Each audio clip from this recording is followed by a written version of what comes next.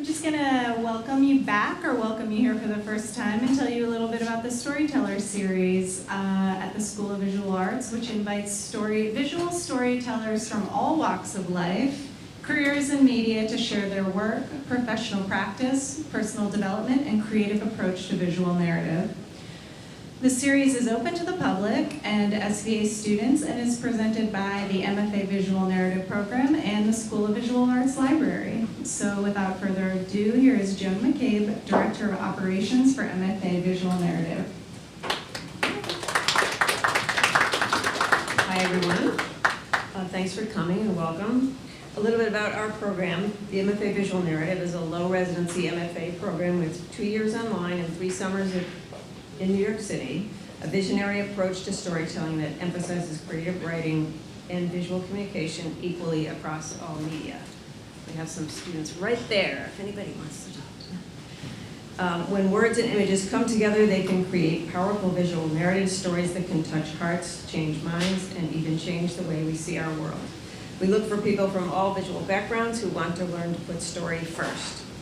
Applications are currently open to begin next summer. Michael Sappol was introduced to our program by Jonathan Rosen, MFA Visual Narrative faculty member. Thank you, Jonathan. You're welcome. Michael was born in Queens, New York, now lives in Stockholm. For many years, he was historian, exhibition curator, and scholar in residence in the History of Medicine Division of the National Library of Medicine in the U.S. His work focuses on queer studies, the history of anatomy, death, and the visual culture of medicine and science in film, illustration, and exhibition. Books include A Traffic of Dead Bodies, 2002, Dream Anatomy, 2006, A Cultural History of the Human Body in the Age of Empire, 2010, Hidden Treasure, 2012, and Body Modern, Fritz Kahn, Scientific Illustration in the Homuncular Subject, 2017. Current projects include Anatomies, Photography, Objectivity, Showmanship, and the Reinvention of the Anatomical Image, 1860 to 1940, and Queer Anatomies, Medical Illustration, Perverse Desire, and the Epistemology of the Anatomical Closet. Please welcome historian Michael Sappol and his work in 100 Anatomical and Not Very Anatomical Objects and Subjects. Thank you, Joan. Thanks, everybody, for showing up here. I was mulling over this presentation and not sure what to do, mystified a bit by the visual narrative theme of it. Jonathan suggested I talk about my work and career, which led me to put this together. As a matter of truth in advertising, I have to say that I will not be counting objects, and I'll try not to exceed the allotted time. So we'll just do what we can, and if I'm somehow mired in the middle of this, we'll just skip ahead to the end. First part of the presentation introduces my work, which some of you know well, others do not. Then I'll try to connect the work to the life, and then back to the work, which is not just scholarship, I've come to understand, but a kind of art practice. And so I'm honored to be here amongst you in this kind of beehive of art aesthetic energy that you are. Things 1 and 2, my first book and latest, 15 Years Apart, both feature the word body in the title. The body, Traffic of Dead Bodies and Body Modern, I have to say, are partly my publishers and the market speaking, since both titles were negotiated with my editors, who rejected my original titles, which did not have the word body. And the books themselves are, of course, compound objects full of narratives about anatomical specimens, bodies, models, collections, and images. And both works are about how people came to know and see themselves through visual representation, rhetoric, display, performance of the science of the human body, and they deal with the politics and cultural meanings of all that, which, if you take it in, as people did, changes the very notion of who you are and what it is to be human, what humanity is. A Traffic of Dead Bodies is on the cultural politics of anatomy in 19th century America.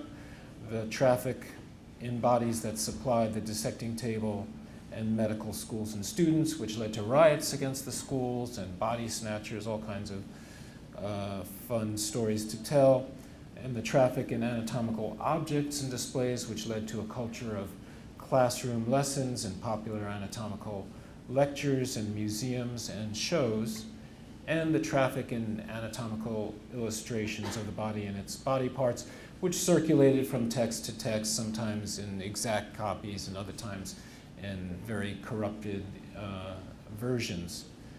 And it tells the story of how a kind of anatomical figuring became nearly universal and could be made to serve contradictory political and social agendas.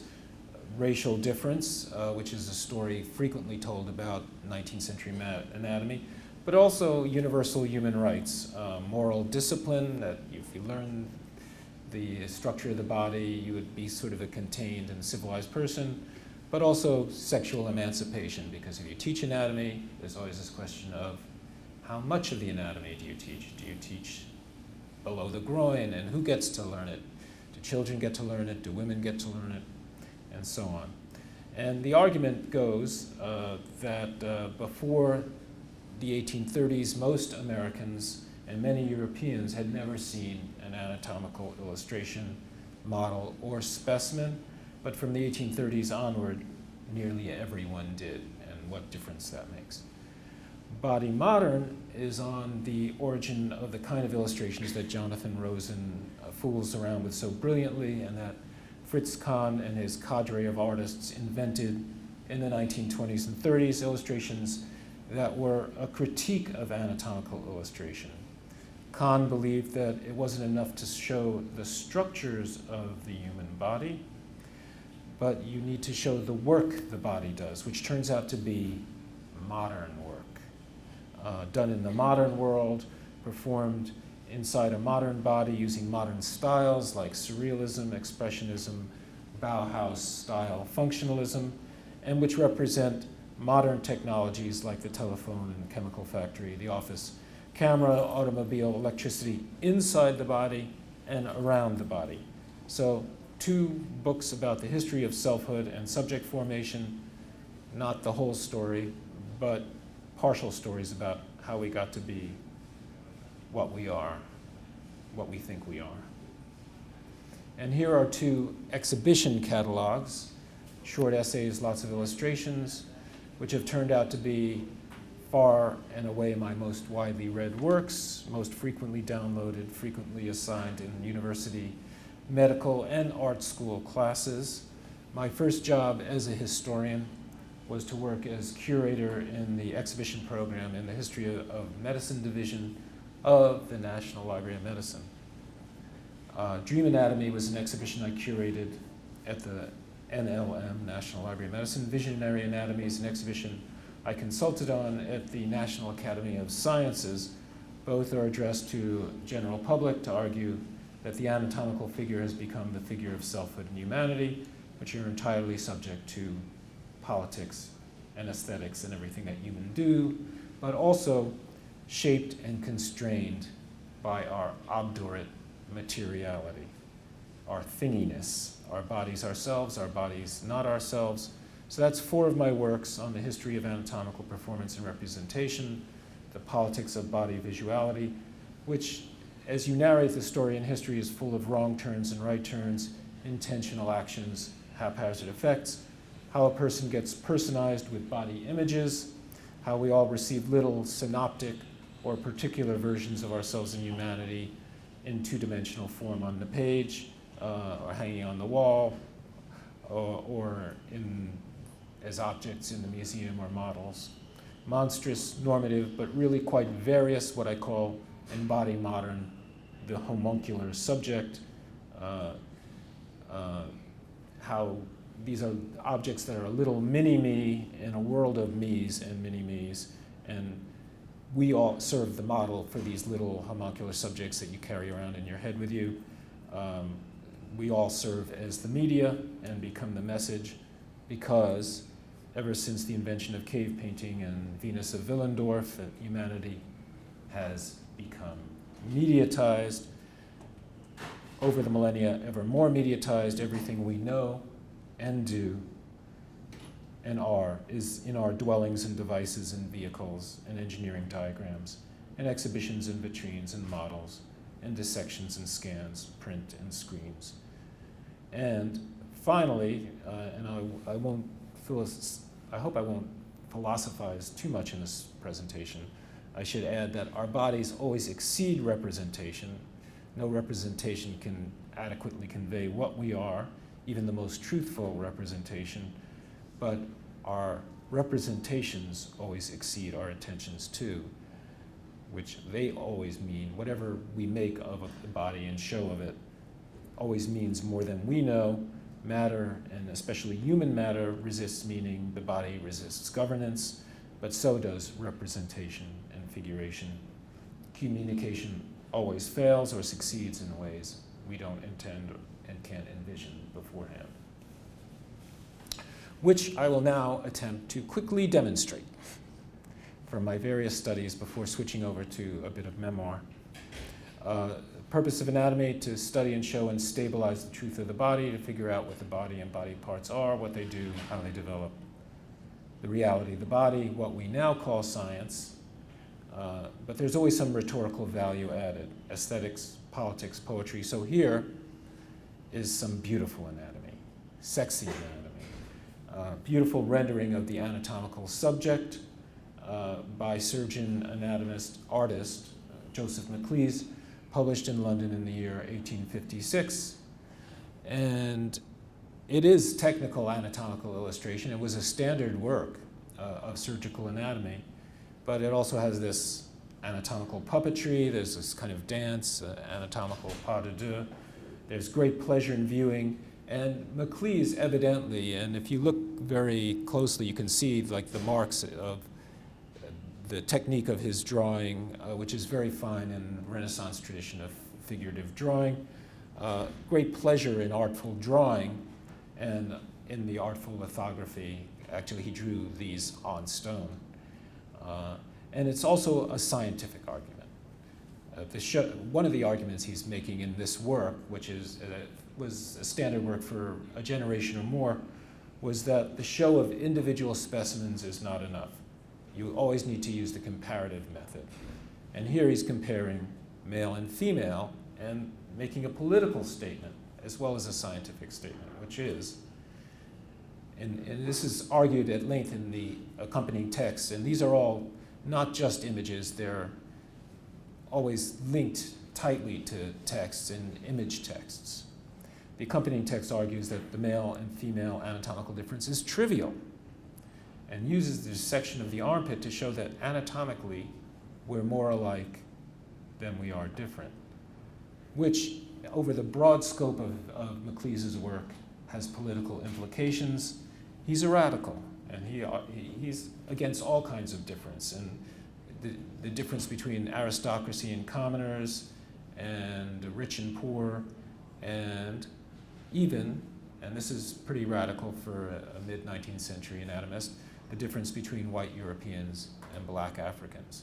And he has some of his anatomical subjects in this book are black, and he makes absolutely no reference to it. It's like just human anatomy. It's not Negro anatomy. So this is radical and interesting. And I'll talk a little bit more about this actually tomorrow and when I talk to Jonathan's class. And here's another one.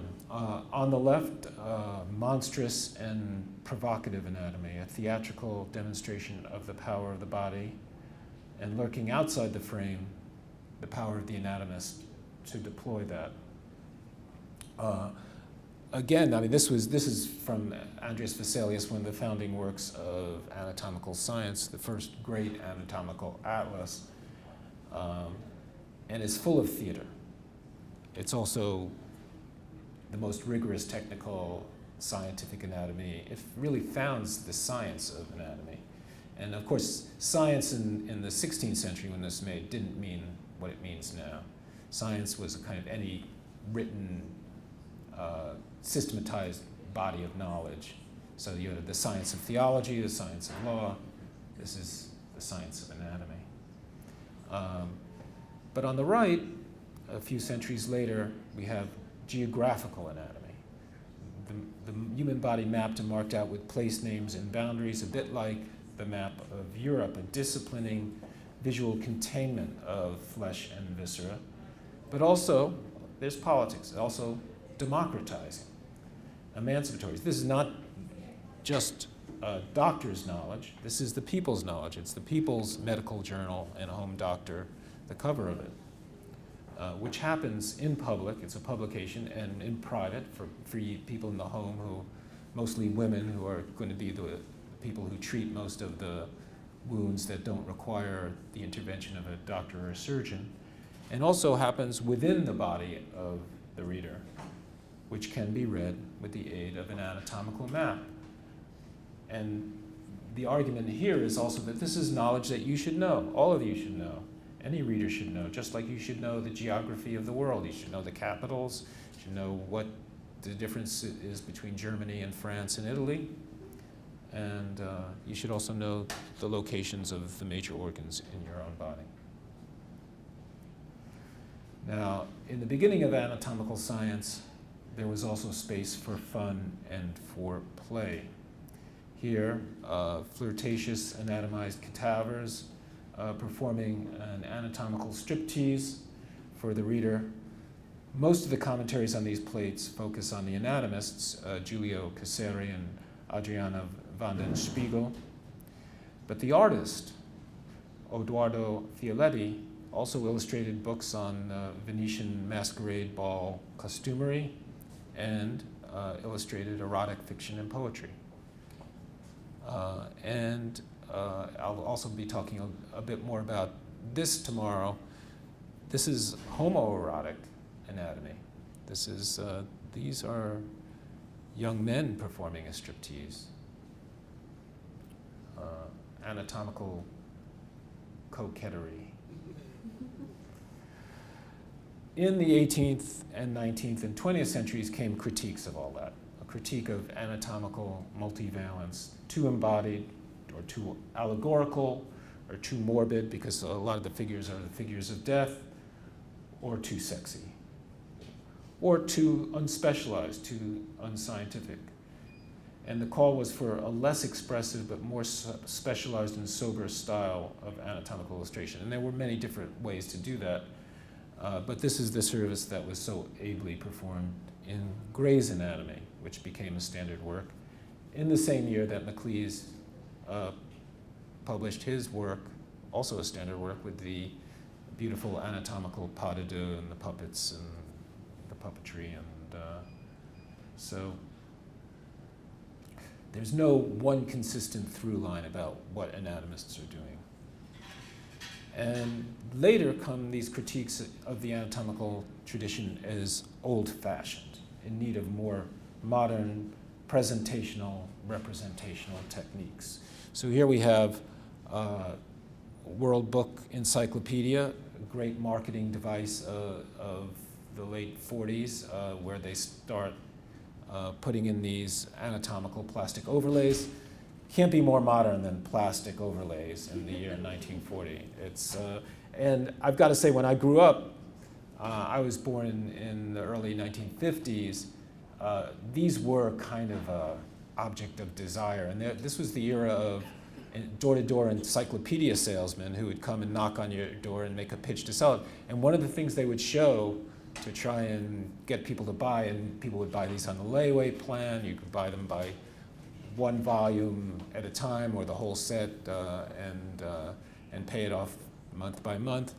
But one of the things that they used for their pitch was these, and I believe that this actually anatomical transparency I'm showing here is not from the encyclopedia, it's actually from the display book that the salesman would carry with him to flash and get the attention of potential customers. And then we have the Viewmaster anatomy, which it's maybe a little out of focus here, but it's beautiful, kind of Technicolor super thing. You can't convey it. You look through the Viewmaster, all of a sudden you're immersed. It's captures your entire visual field. And Viewmaster was also kind of an object of desire. Of course, there are many Viewmaster 3D tours of the Holy Land or of Paris or Walt Disney characters, all kinds of stuff, and anatomy. And then there was a critique of the old-fashioned anatomy as being too anatomical.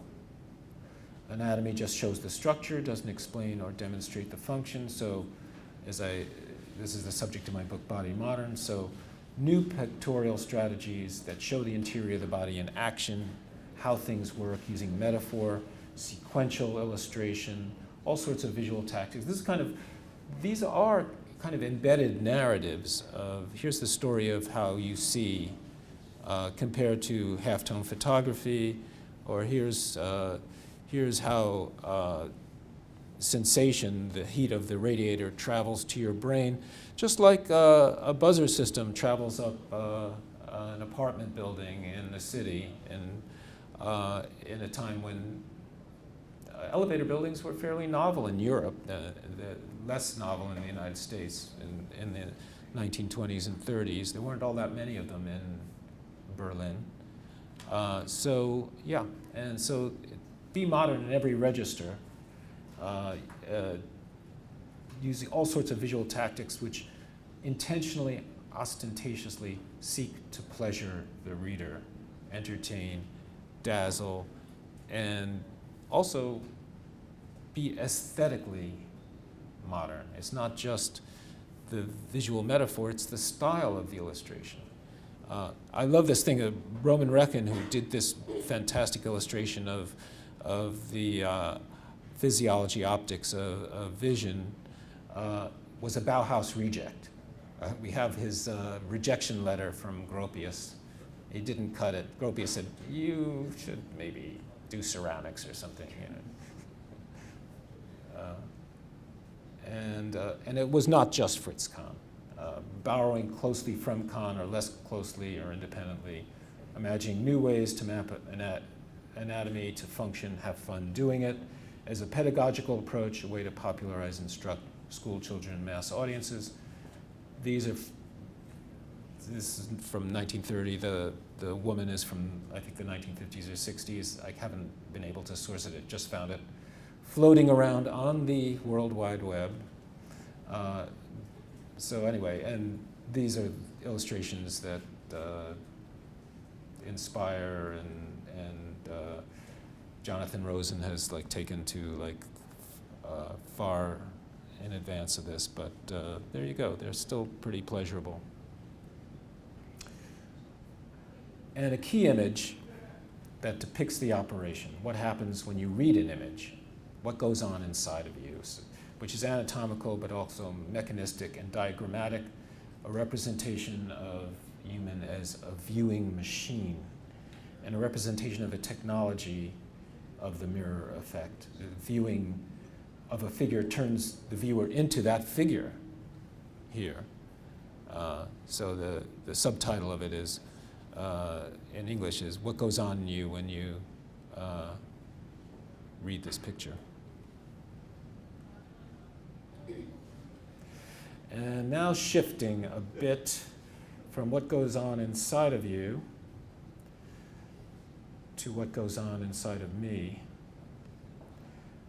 So a bit of memoir and a bit on my own personal subject formation, my own body and selfhood. Here's an anatomical image in a different register, a Mars attack card. I shall explain. I was one of those nerdy, smart little kids, maybe kind of a bratty but voracious reader. Also quite shy and introverted, hardly any friends, and therefore, in the 3rd grade in my public school in Queens, I was sent to the school psychologist. Yes, they had such a thing. And I know this was the year 1962 because it was the year of Martian cards, which took all of us by storm. These were trade cards that were packaged like the size of baseball cards by Topps Bubblegum Company. They came with a piece of bubble gum, 5 cards in a package, and there were, I think, 55 in the set, maybe in some later expansions, 80 or so. I'm sorry it's a little pixelated, but you get the idea. The psychologist was a very kind patient man with a shiny bald head. He had a big scab on his head, as I remember. It was kind of a key moment in my life. And on the wall, behind that shiny, bald, scabbed head, in close proximity to it, was a framed Martian card, a Martian card framed in popsicle sticks, which I have reconstructed here for you.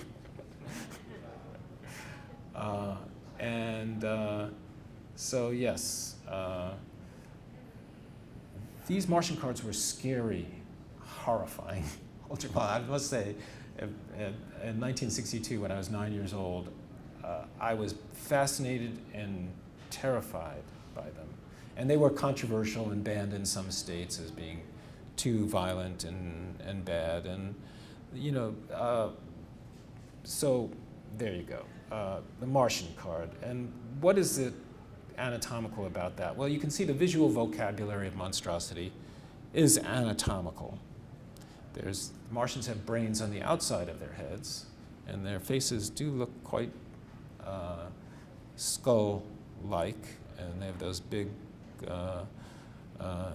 unblinking eyes, and they have this ray that melts human flesh, and that turns you into an anatomical object. And so I think my early fascination and discomfort with monstrosity, maybe everyone's, was connected to a kind of body dysmorphia. I'm not sure whether it's unique to me or whether everybody had it. A sense that I was a changeling, sometimes monstrous, horrible to look at, and sometimes normal.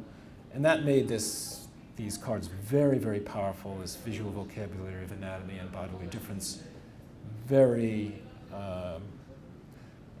fascinating to me. I was transfixed by these anatomical features, the way that they could turn a person into skeleton and innards.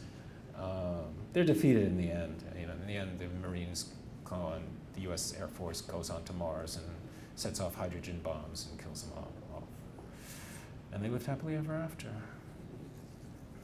So anyway, this was an involuntary but revelatory transformation.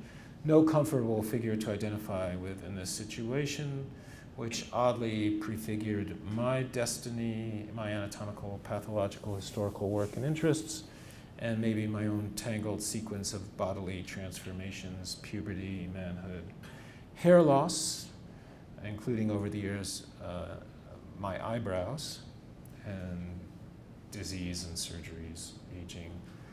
Inevitably, we can look forward to death, not by melting flesh, but something. And so now more objects and more bodies, representations of bodies, to read, fail to read, maybe. Something goes on inside of me when I look at these snapshots of my dear parents, Bernie and Estelle, in the year 1947, much in love, beautiful, sexy, happy. My handsome father, a World War II veteran who served in the South Pacific. My birth certificate lists his industry as lacquer. He worked in a lacquer factory. And his usual occupation, that was a space on the usual occupation, number 12A, as colorist. He was a color matcher, a skilled worker in a lacquer factory. He could expertly distinguish and match colors, and my beautiful mother was a faithful daughter, one of 6 sisters, a bookkeeper who'd grown up in dire, dire poverty, and was obviously, they were delighted to have each other at this moment. They were working class Brooklyn Jews, fluent in Yiddish, which I'm not, children of immigrants, and they were communists, even though they read little Marx or anything else beyond what was needed to graduate high school. Maybe the occasional trashy bestseller. Politically committed, opposed to racism and what was at that time called male chauvinism and imperialism and the domination of wealth, they tried to make the world a better, more modern place, ethically, politically, socially modern, not just technologically, and wanted themselves to be modern and thought of themselves as modern and American. Lovers of movies and television, talking on the phone, and lovers of mass culture icons of their generation like Frank Sinatra and Sid Caesar. They were not intellectuals, but immensely respectful of science, art, and scholarship, and passed that in some way on to me. Well, time passes, more snapshots, family, 1957 in Brooklyn or Queens, then 1965 when we'd moved to Comac, Long Island, to a brand new suburban housing development.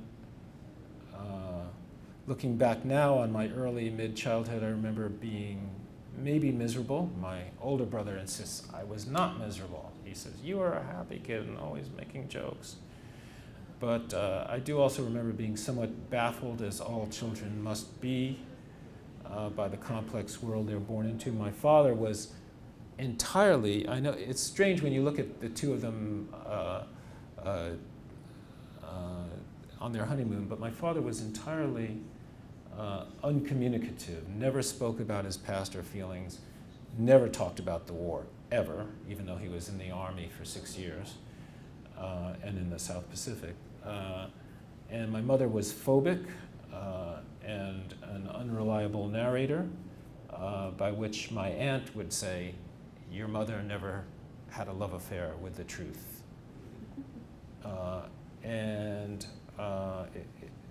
Part of her fear came, of course, from their communism in the McCarthy era. The FBI hounded them, made it hard for my father to work, sat on our stoop and harassed them, an agent. And part of it came from the poverty of the Great Depression that they grew up in. My mother especially was extremely poor. And part of it from, I'm going to share with you what I would call a glyphic sexual reticence. They couldn't speak of sex even obliquely.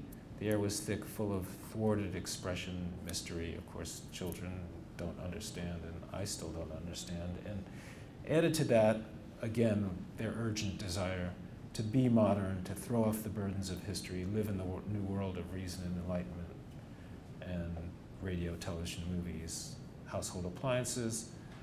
Their modern was bound up with a powerful belief in progress and dissociation from their immigrant parents and neighborhood, widely shared credo faith, vindicated by defeat of fascism and decolonization, rise of union, and civil rights movement, antibiotics, etc.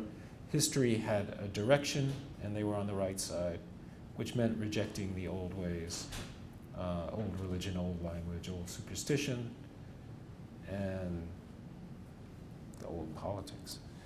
Well, of course, that sensitized me, I think, to write body modern and think about the way in which people used visual rhetoric to perform their modernness, to be modern, Fritz Kahn and his artists, but also Fritz Kahn and his readers.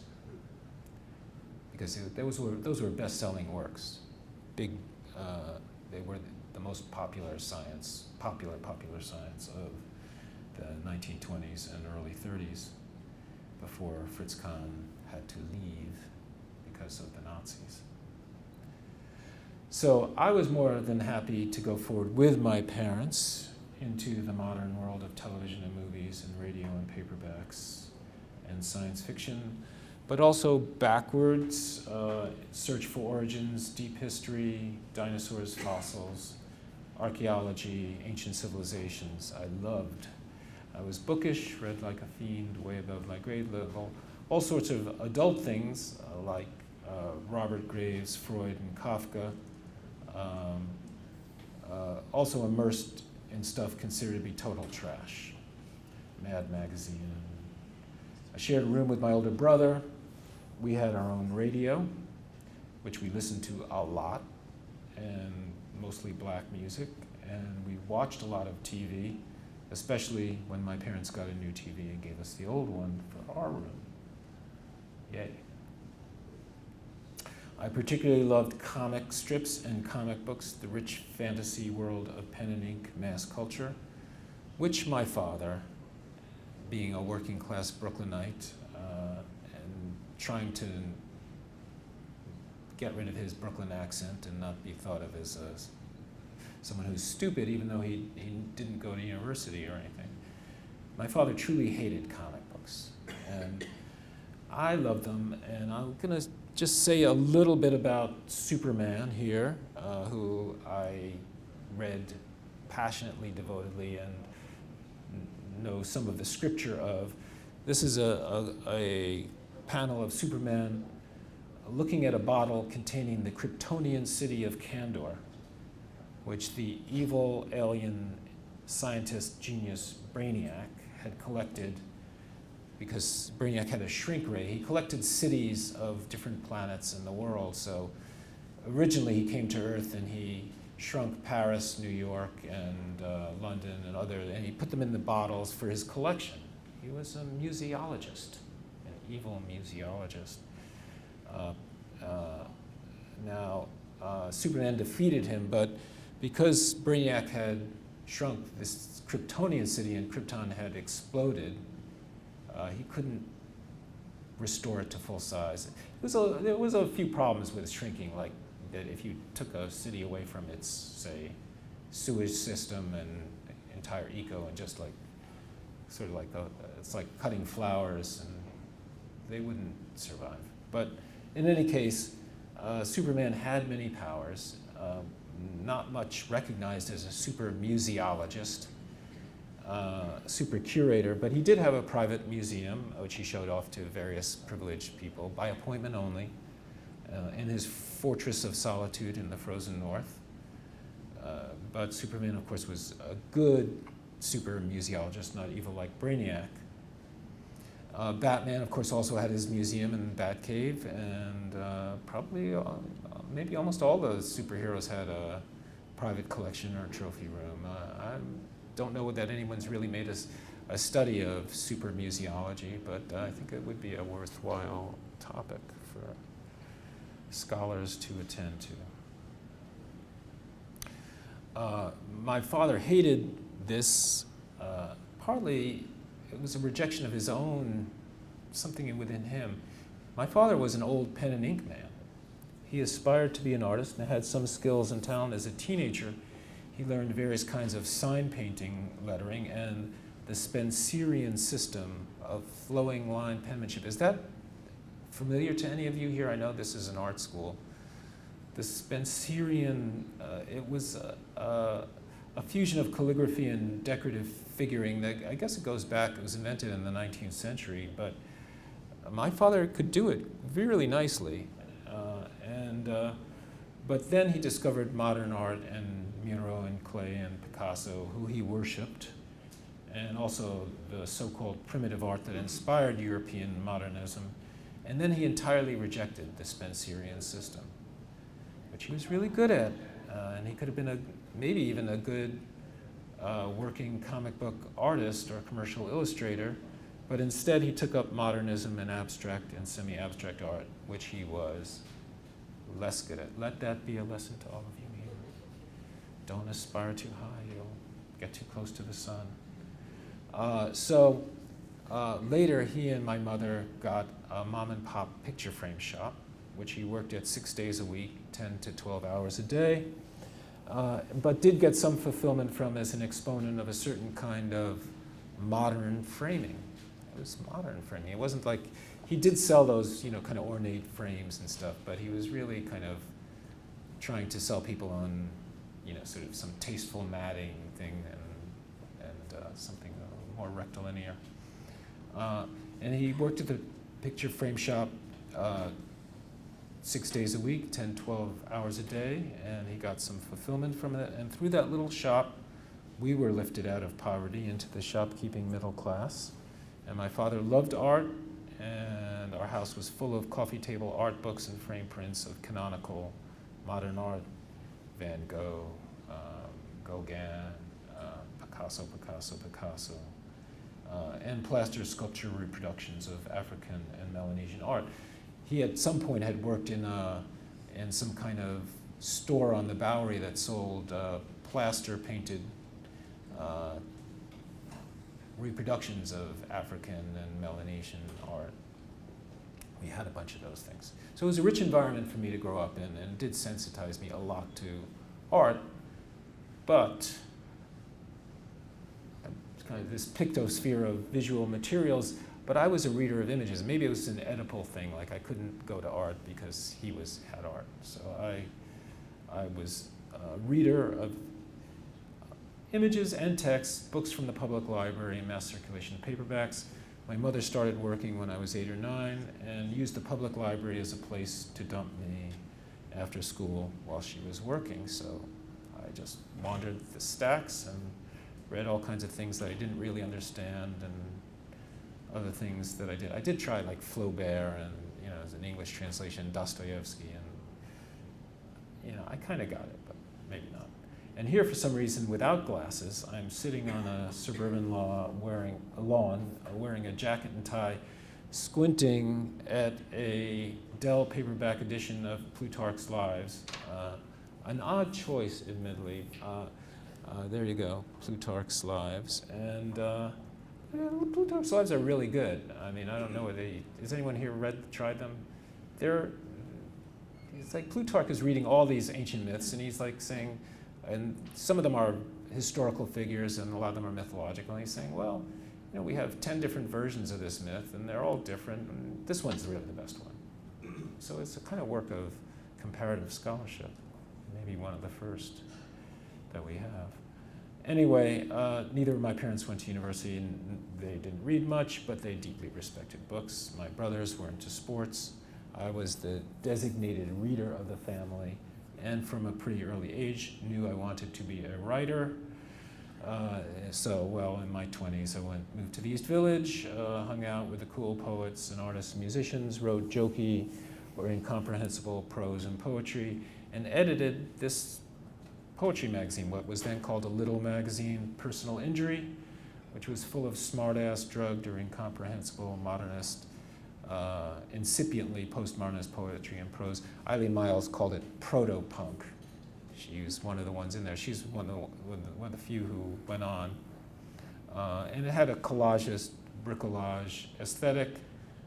For me, what to write? Well, I felt empty and alone and had no experience worth telling. And all I knew was from reading. So writing about writing, meta-writing, performative writing, my way in. And Personal Injury was also, because of this bricolagist aesthetic, full of plundered scientific diagrams and comic book panels. I'm going to speak for about 7 or 8 minutes more, and I'll try not to try your patience. And assorted cultural flotsam and jetsam, including this way cool cusp catastrophe fold diagram, which diagrams the topological mathematics of mood. In this case, it's used for a lot of things. Look it up on Wikipedia. They all sort of look like this, and there's some equation that produces this thing. And I don't really understand it, but I really like to look at it. I'm really interested in the rhetoric of diagramming. And I was no respecter of intellectual property, loved to collect, repurpose odd images, and neither was anyone else. Everything was fair game, and I should mention that until recently I'd put the memory of this part of my life into cold storage, but I was prodded to retrieve it when a young graduate student from Georgia Tech contacted me a few months ago, and she was writing a research paper on these magazines and connecting them to my work on Fritz Kahn and Body Modern. I was very charmed by that. And what I didn't know is that all of these magazines have over the years been collected by university libraries, which value 20th century little magazines, and that there's now a comprehensive digital archive of them online. And so there you go. Brought in contact with my past. I sort of became, as a teenager, an avant-gardist. I won't go through these various modalities. Evergreen Magazine, Grove Press, New Directions, City Lights, anything I could get my hands on. Vectors of oppositional ideas, aesthetics, perverse erotic texts, of course, and images.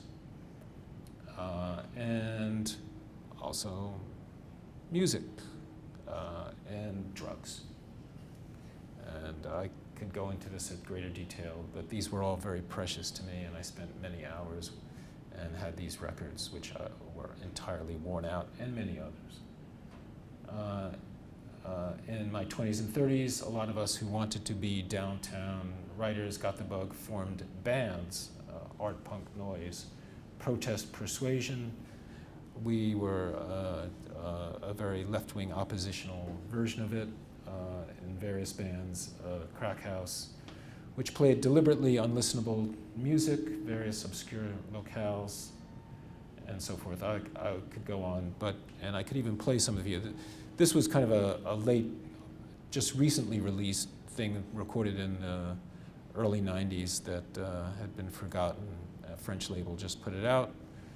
If you want to be a Crack House completist, that's the thing. I could play some for you, but I'm running out of time. We wore mops on our heads. And to good effect, I think. Then I went to graduate school, work as a historian, put all that behind me, except maybe it's right there between the lines or even in the lines. And that's where I come from, my inheritance. Now, I'm just going to do a quickie end to say that in the last 5 or 6 years, I've been giving a lot of slide presentations, and these are kind of a collection of my selected ones. And I realize now that if my father was a thwarted artist, I am a thwarted designer and exhibition maker. I did curate exhibitions, which were somewhat successful, but I couldn't really deal with the politics and didn't have the right people or institutional support to collaborate with. So these are my exhibitions and my designs, and I'll show you just a few. Historical human remains and photographs thereof. I just did this one in Edinburgh. These objects are so powerful, and they speak to you in so many ways. They're just so sculptural. Anatomies photography. This is a big project. I should have warned you that there's some heavy stuff coming. This is what happens when anatomists say, well, we really want to be modern, and photography is the way to do it, and drawing is not. And queer anatomies, which I'm going to talk about at Jonathan's class tomorrow. And I love to design. I mean, I don't really have a chance. And these could be a genre in of itself. This was a class I taught in Glasgow, how to get medically modern with modern media. Medical movies. I have movie nights where I show nights of historical medical films from the 19-teens, 20s, and all the way up to the 60s. And Fritz Kahn, I love Fritz Kahn, How to Get Modern with Scientific Illustration. This was the original title of the book that they changed to Body Modern. On visualizing the unseeable, an iconography of invisible forces, occult qualities, and subjective sensations, which ends up in the 20th century with comic book illustration and all those wonderful lines that have expressive force that show anger or pain or noise or explosions. But I start with halos and radiant power and antiquity. The anatomical mission to Burma. Missionary ladies go to Burma to teach anatomy in the early 19th century, and that's developed from a chapter of A Traffic of Dead Bodies. the apotheosis of the dissected plate. This is on anatomical plastic overlays and other kinds of layering in anatomy. And this idea that we want to convey not just that the two-dimensional page is related to the three-dimensional page, but have what kind of tactics you can use to kind of create a sense of dimensionality out of two-dimensional objects. And very recent one I'm working on now, Mark Twain's anatomy. It's actually a wordplay. Quain's anatomy was a very standard work around the time that Twain wrote Tom Sawyer. Tom Sawyer is full of anatomical stuff, and I could go on at length. Also have these websites, Medical Movies on the Web, which is designed by Ruth Pizer, my ex-wife. Most Horrible and Shocking Murders, designed by the lovely and talented Joanna Ebenstein. And Rewriting the Book of Nature, also designed by Joanna. And these books, I'm almost done, but I did want to point out, these are books that I edited or contributed to. Strange Spaces, Explorations into Mediated Obscurity. That could be like the tagline of my whole career, really. That shouldn't really even exist. That should just be a parody and a title of an academic novel. So that's me and my lovely children at some time.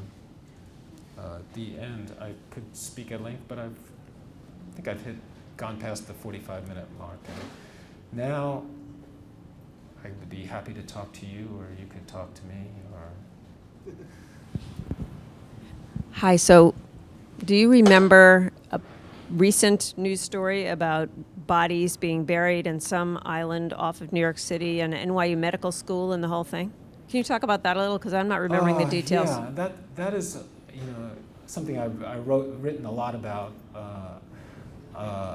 in A Traffic of Dead Bodies, which was my first.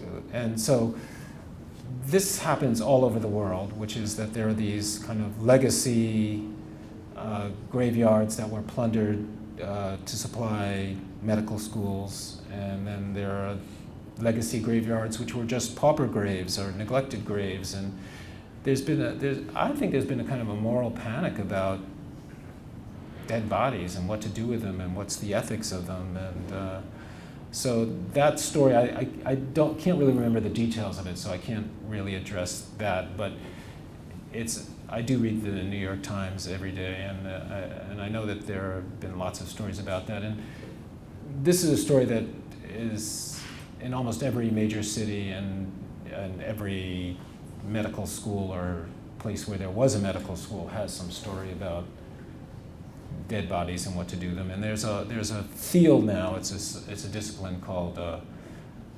bioarchaeology, which I've contributed to volumes on in my scholarly work, and this question of it's a kind of forensic medical exploration. So they'll open up these graveyards and they can see by examining the bones whether these were the bones of people who were dissected or in some other way supplied the medical school. And then there's a lot of ethics about questions about reparative justice, restorative justice, repatriation. The African American burial ground in Manhattan was going on around the time that I wrote A Traffic of Dead Bodies. And so I don't know, does anyone else have a thought or question or an idea about it? You don't have to ask questions, you can just say what you think.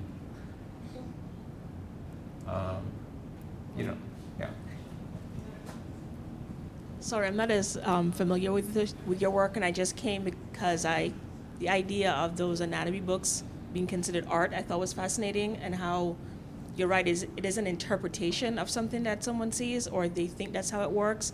Do you have a book that you can recommend that shows a transition of the illustration over time? A lot of people look at this. There's a book that the exhibition catalog for dream anatomy is like a good synopsis, introduction to it, and it's often taught in art schools and also medical schools. about the different styles of anatomy and how they change over time. I mean, sometime in the late 17th century, early 18th century, quite early, the first modern book of anatomy is Vesalius in the 1530s and 40s. And then sometime around 1680s and going on, people start saying, we need a new kind of more scientific view of the body and a commitment to showing what the eye sees, what some people call a Netherlandish approach to anatomy, because there are people in the Netherlands who are developing pictorial visual tactics that are trying to, in some way, mime and trompe-l'oeil and other things what the eye sees. And so famously in Bidlu was an anatomist, a Dutch anatomist, who worked with an artist named, what was his name? I'm blocking on it. Anyway, he has a picture of a dissected body, and they show a fly on the cadaver. And there, I'm sure was a fly, I'm sure there were many flies on the cadaver, but that fly is kind of a rhetorical gesture toward, I'm being so committed to showing what the eye sees that I'm even going to show a fly. And these are also illustrations that show the dissecting table and the pins and chains and ropes, but they're very powerful to look at, I mean, because they also sort of look a little bit like monstrosity and psychopathic sadism. Of course, they're dead bodies, not living bodies. They didn't kill the people.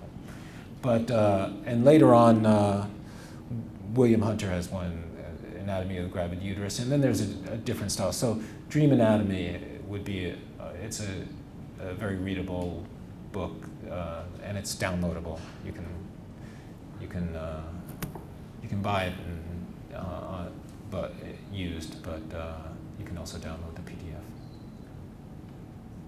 Yeah. Yeah. Well, that gentleman behind you first, and then you. Hi, fantastic talk. I am a cancer researcher at Columbia University and illustrator on my own time. Oh. And all the time when we look at anatomy, it's probably in sickness as opposed I'm sorry, to. could you speak up? Because that microphone doesn't amplify you at all. Cancer researcher. I'm Yeah. a cancer researcher at Columbia University, and most of the time when we look at the anatomy of human body, we are looking into it in sickness as opposed to in health. And the way we define to the lay audience as cancer is uncontrolled growth and in any other type of diseases. So I was wondering, as you went through this huge amount of research on the human anatomy, how did you distinguish, or was it not a question for you to distinguish the anatomy of sickness to the anatomy of health? Right. That's a good question. I mean, they're kind of both combined tracks. I mean, if you start looking at anatomy from its very origins in the 15th and 16th century, at least anatomical illustration, and there are older ones too in manuscripts. It's not specialized distinction between pathological anatomy and what was called general or gross anatomy. But it gradually does grow that the people start saying that there's a work devoted to cancer or other kinds of lesions on the body, and they. So I have studied both, and sometimes I do include both, but it's a vast subject. So people starting in the 17th century and 18th century, people start marking it out. They call it morbid anatomy or pathological anatomy, and then there's dermatology, and they start marking out different kinds of fields that are devoted to, and the boundaries of those fields change over time. And then starting in the 19th century, in the 18th century they have like people publishing cases, and in the 19th century you start having specialized journals. And then there's a question of where do you draw the line? Is it anatomy and physiology, or should we have a separate journal for physiology, or how physiological should our anatomy be? And people start creating other categories called clinical anatomy. So I think it's quite fascinating, and then pathology, of course. I've been just talking about illustration, but this illustration doesn't happen in a vacuum. It's all in relation to the collection of specimens and collections of jars. And so for pathology, there's a trade in specimens. If you have a particular typical tumor or an extraordinarily unusual one, those are all collected in great museums of specimens of both typical, you want to show the normal anatomy, and then you want to show what can happen. And of course, what can happen to a human body is just astonishing. And in some ways, we're protected from it. And it's a private domain of medical researchers. And then we have these historical collections. And then there's a debate now among that's happening in the law and in bioethics about who has the right to see and what should be seen and what the moral effects of seeing are, and what we should do with all this stuff. And so it gets complicated. Anyway, yeah. No, I got that. So I might have asked you this question in another talk. I know I asked it of someone at some talk. So you mentioned Maclise drawing black bodies with no notation, and you alluded to the fact that many of the bodies that were used for dissection, at least in the United States, were black bodies, right. And particularly within U.S. culture, to me the interesting thing about this is these were going on in times of, well, obviously we still have institutionalized racism now, but much more seriously institutionalized racism and the regarding of black people as very different. Yet they were being dissected and analyzed and drawn and studied as perfectly acceptable substitutes for the study of white and interpretation of white bodies. And I guess my question is there any evidence of people either having any trouble with that distinction or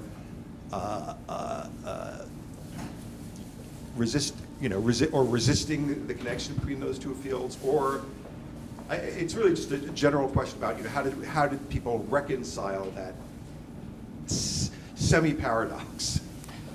Well, that is a really key question, and the answer, I think is a little bit more complicated than is often made out to say, which is, in my research, there's a large now body of scholarship which is about racial anatomy, which is comparative anatomy. There are people, one of the fields of anatomy that develops in the 18th century and it really explodes in the 19th century is comparative anatomy, a comparison between humans and different kind of animals and between different kinds of animals and species, and lots of debates about how that process happens of speciation, what that means. And then people are doing the same thing with human difference. And we tend to turn it, in the United States, it turns into a kind of black and white thing, although the most collected skulls in the United States are the different tribes of Native Americans. But in France, they have this work on racial anatomy, and what is the key question is, what's the racial difference between natives of Gascony and natives of Brittany and Provence, and there's a sense that this is a way to sort of organize the entire world. And then the question is also, what's the line between human and non-human? And obviously there's lots of racial prejudice in people who are saying that black people, people of African descent or Australian are not human or inferior or evolutionarily backward. But there's also this long tradition. It's not just that black people are substituting for white people. Black bodies, native bodies, are used to illustrate human anatomy. And there's a growing, I think that we can critique 19th century racial anatomy, not because we're better than the 19th century people. We inherit that idea of human anatomy from them as much as which we apply to the rejection of racial anatomy. So and Maclise is one of the people who's a partisan in that debate, and other people are partisans in that debate. Now in England it has a slightly different valence, but there was an American school in the 19th century, and they were all apologists for slavery, and they lost the Civil War. And the most vile of them was a guy named Samuel Cartwright. And he says, I've dissected black people, and you know what? A black man's liver is different than a white man's liver, and the bones are different. And he didn't mean just like that, black people tend to have different hip structure, or, he said, no, I cut, did cross sections of the bones. They're different.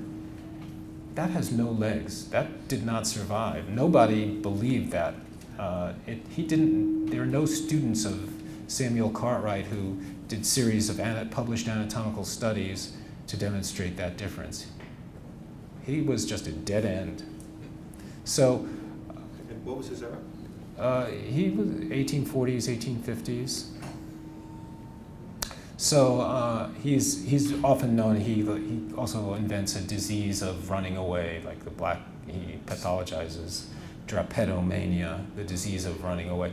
He was a total pro-slavery apologist, a horrible human being. So in any case, yes, it's something that's fought over, and there's a lot of confusion about it and debate.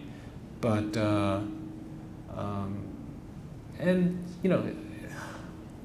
racism was so pervasive in the 19th century. Even people who believed that black people were human, they still could, say, oh yeah, but they're culturally inferior or evolutionary backwards. And then there's the debate about can they be civilized, or all kinds of condescension. But it's pretty pervasive. And if you look in the private correspondence of a lot of these people, some of them are, just say vile things. But some of them don't. So anyway.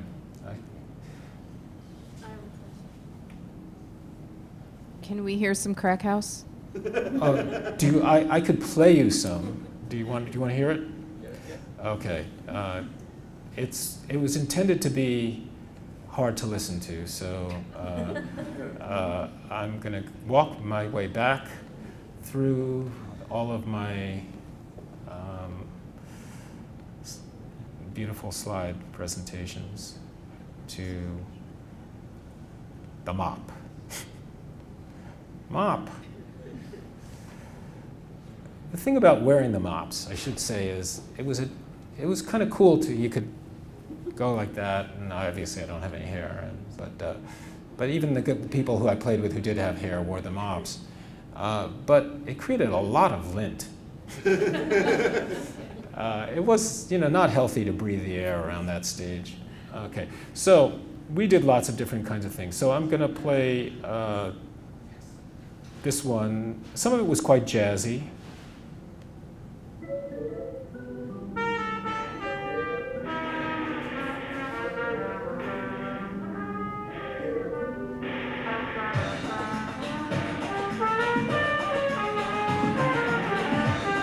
Maybe turn it down a bit.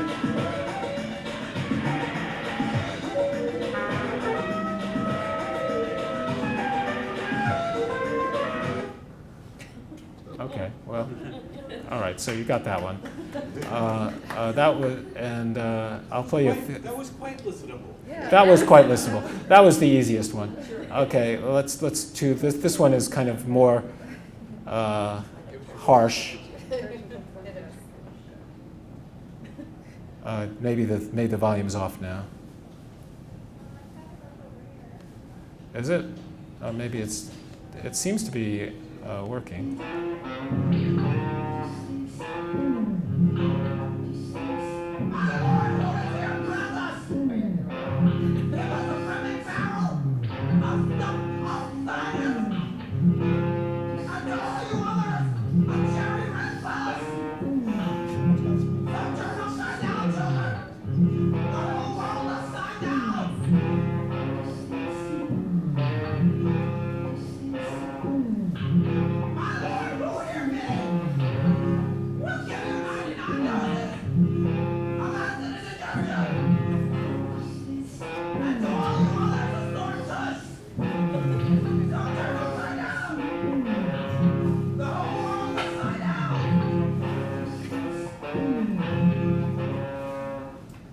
A lot of them were very short. Mercifully, yeah. Okay, all right. This one is a story. I'm gonna I'll just this. I won't go on too much, but this one is actually a narrative, and so we're on the storytelling.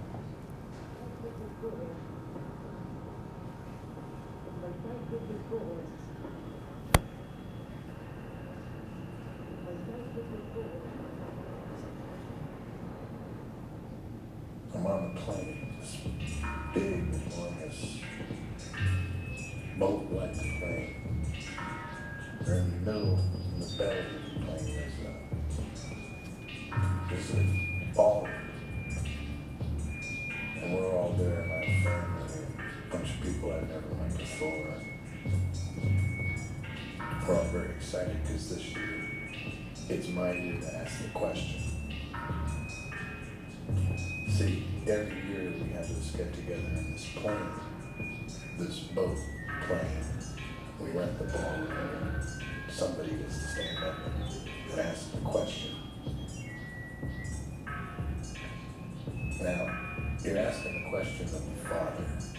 Basically, the question is, Father, may I ask the Father a question? The Father says, you may ask the Father a question. And then you say, Father, what is the home? And then he answers this pre-recorded answer. So I'm all nervous because I'm asking the question. The Father walks in, and I stand up and I say, may I ask the Father a question?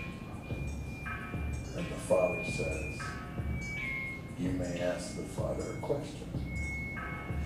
And I say, Father, what is the home? And just at that moment, I hear the left engine of the plane kind of putter to a stop. And the whole plane starts to spiral out of control. People are getting up out of their seats, running around like crazy, screaming. I hear the other engine just kind of stop. Now, the plane is making that high-pitched noise as it's heading down to the earth. And it's pretty much seconds before we all die. And they lived happily ever after. What year was that? That was recorded in the early 90s. So we were very inconsistent. We didn't really have a band sound.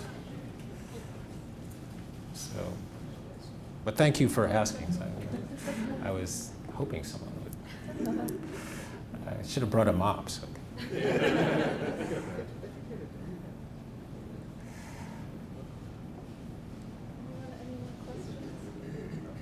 I actually have a question. Just kind of thinking about, in light of kind of what you touched on earlier, this like body dysmorphia and kind of this disembodiment of having the body being represented and cut up. I think about kind of this maybe as a progression or over time, but it leads me to like biotech and how in a way it's interesting that we've almost come first circle to your Mars Attacks card, where somehow we're enhancing our own bodies like those aliens with their everything. So I just wondered if you had any thoughts on that, or that would be a part of anything, or is like that's totally out of left field and separate? Sure. Actually, funny. I'm now vaguely recalling, as I left out a lot of things out of the talk. Of course, I did do something here at School of Visual Arts with Suzanne Anker and Sabine Flasch. They have a bio art laboratory here. And it's funny because my feeling, I mean, I showed this thing. I mean, bio art, biotech, in my world is not new. Now, obviously, people have been mortifying the flesh and scarifying and tattooing, you know, from probably, you know, as early as humanity was humanity. And part of that is this kind of, I think I kind of philosophized at the very beginning about that we're all mediatized. And there's a sense that, you know, in our world that the corollary to body tech, and I mean, I just heard a podcast about a man who cut off his hand because he wanted to, like, feel something. You know, he was an adventurer. He said, like, what an adventure that would be to cut off your hand and then have a hook. So he did it. And yeah, humans, there's no limit to what human beings will do to themselves or to other people. And then there's also the sense that because we don't exist in isolation, that the world of media and everything is inside us. And I mean, that's what Fritz Kahn's and Jonathan often show, like the universe inside the body, there are little people running around and all kinds of social transactions and an economy and or a geography of the body or the mechanics of the body. And so biotech, I mean, there's something scary about it, which is creating monsters, but you know, we're all monsters. And that was the thing about this body dysmorphia, as I was kind of reflecting on my own, is that it's not just the human condition. Doesn't everybody have that?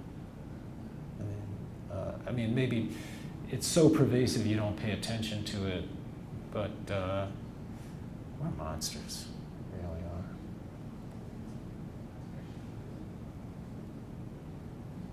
Is that it? Thank you for asking that question. Yeah. Anyone else? Okay. Well, thank you so much, Mike. This was a real treat. Thank you for having me.